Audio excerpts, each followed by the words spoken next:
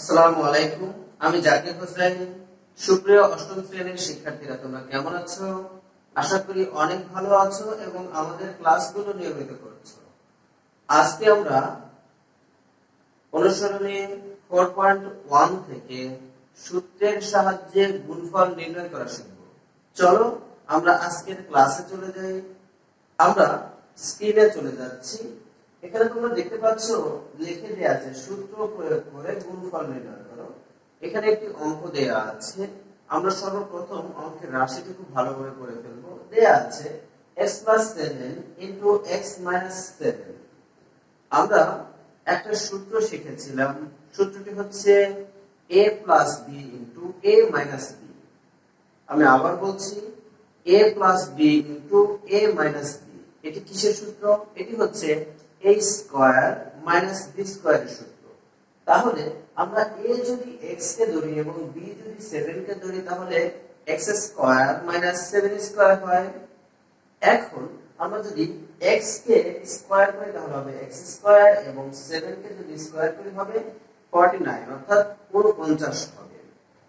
এটি হচ্ছে আমাদের ক নং অঙ্ক। এইভাবে আমরা পরবর্তী অঙ্কগুলো সমাধান করার চেষ্টা করব। চলো আমরা নেক্সট অঙ্কে চলে যাই। অঙ্কে এখানে দেয়া আছে 5x + 13 * 5x - 13।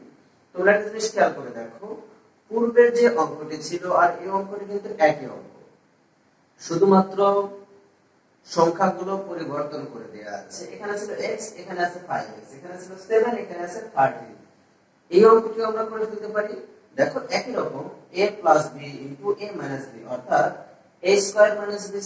a² যেহেতু 5x² এবং 13² অর্থাৎ 5x² - 13²। এটাকে যদি আমরা ক্যালকুলেশন করে ফেলি তাহলে হবে 25x² - 169, অর্থাৎ 169। এর পরের অঙ্ক দেখো। আমরা এখন গ নং অঙ্কটি করে ফেলি। এখানে যে আছে xy + yz * xy - yz। এই অঙ্কটি কিন্তু একই অঙ্ক। এই অঙ্কটি তোমরা অবশ্যই করতে পারবে যদি xy কে a ধরো এবং yz কে b ধরো। তাহলে এখানে কোন সূত্রটি আছে? এখানে আছে a + b * a - b এর সূত্র।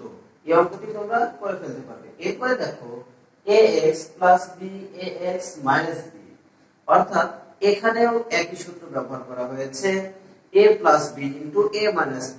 এই অঙ্কটি তোমরা করে ফেলতে পারবে। আমরা নেক্সট অঙ্কে চলে যাচ্ছি। আমরা এখন 1 নম্বর অঙ্কটি সমাধান করার চেষ্টা করব।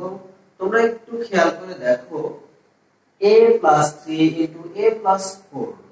এই যে অঙ্কটি আছে, বিগত যে অঙ্কগুলো আমরা করে ফেলেছি সেই অঙ্কের মধ্যে যে সূত্রগুলো ব্যবহার করেছি, এই সূত্রটি কিন্তু সেই সূত্রটির মতো নয়। এখানে ভিন্ন একটি সূত্র প্রয়োগ করতে হবে।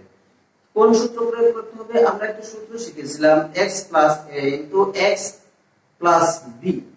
এই একটি সূত্র শিখেছিলাম। দেখো সূত্রটি আমরা এখানে দেখছি। আমরা জানি x + a * x + b = x² + a + b * x + a। এই সূত্রটি প্রয়োগ করতে হবে। এখানে x মানে হচ্ছে a এবং a মানে হচ্ছে 3 এবং b মানে হচ্ছে 4।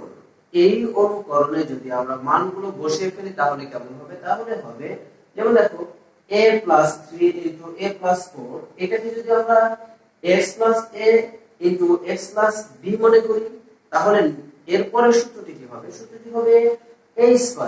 যেহেতু x² ছিল সেখানে আমরা a² দিয়ে দেব।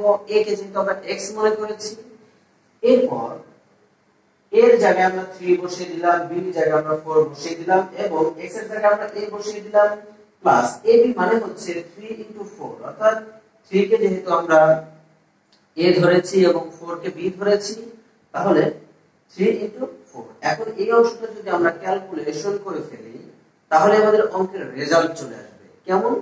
দেখো এর যদি আমরা স্কয়ার করি তাহলে a স্কয়ারে থাকবে। এরপর 3 এবং 4 যদি আমরা যোগ করে ফেলি তাহলে আমরা 7 এর সাথে যদি আমরা a গুণন করে ফেলি 7 প্লাস 3 এবং 4 যদি গুণ করে ফেলি 12। তাহলে আমাদের অঙ্ক এইভাবে হয়ে গেল। এরপরের অঙ্কটা দেখো, চ নাম্বার অঙ্ক। এই চ নাম্বার অঙ্কটা কি হবে তাহলে? চ নাম্বার অঙ্ক এবং ও নাম্বার অঙ্কের মধ্যে কিন্তু কোনো পার্থক্য নেই, শুধুমাত্র চ নাম্বার অঙ্কে ছিল a প্লাস 3, এখানে আছে ax প্লাস 3, ছিল a প্লাস 4, এখানে ax প্লাস 4, অর্থাৎ এখানে এর জায়গায় শুধুমাত্র ax দেয়া আছে। এই গত যে সূত্রটি আমরা ব্যবহার করলাম, এই সূত্রের অনুকরণে যদি আমরা এই মানগুলো বসিয়ে ফেলি, তাহলে আমাদের এই অঙ্কগুলোর সমাধান হয়ে যাবে। এই অঙ্কটি আমরা করে দিচ্ছি না, তোমরা দেখেছো ক থেকে চ পর্যন্ত এর মধ্যে কয়েকটি অঙ্ক আমরা করে দিয়েছি আর কয়েকটি অঙ্ক আমরা করে দেইনি। যেই অঙ্কগুলো আমরা করে দেইনি সেই অঙ্কগুলো তোমাদের বাসায় হোমওয়ার্ক থাকবে, তোমরা বাসায় সেই অঙ্কগুলো সুন্দর করে করে ফেলবে। তোমাদের আজকের কাজ হচ্ছে ক থেকে চ পর্যন্ত সবগুলো অঙ্ক করে ফেলা। সবাইকে ধন্যবাদ। আসসালামু আলাইকুম ওয়া রাহমাতুল্লাহ।